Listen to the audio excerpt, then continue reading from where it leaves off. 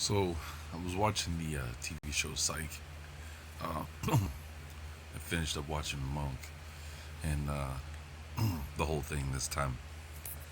Like I pointed out before in that show Monk, that the detective in his office he's got one of those fezzes in the background, um, which I was like, okay, there's your Shriners, right? And as I was watching, Psych, and I've been going through all the seasons.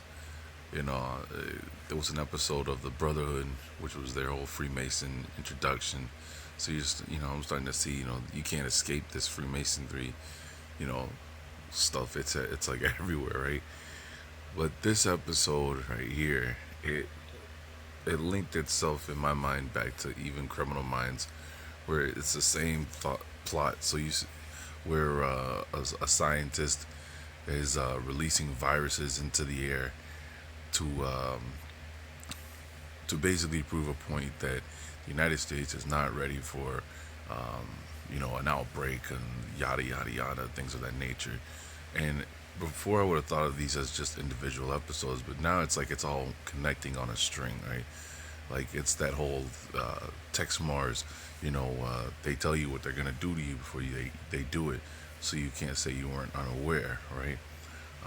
Because they believe their God is a just God, and their God says, you have to be warned. They just can't act, rogue. So there's this virus here, the Thornburg virus. This virus is supposed to discriminately kill African Americans more than any other people. And that's why they were shocked in the beginning to hear that the virus was in the United States. That they're like, it had to be brought over here, and it had to have been brought over here in large numbers. We'll come to find out, no, it was actually shipped. It was manufactured and then shipped through a carrier, which was, basically the man who created it had it stolen on purpose, so he could release it into the air and basically have the person that stole it be the fall person or the fall guy, for releasing it. And basically, it was his lab lost funding, just like the guy from Criminal Minds, right?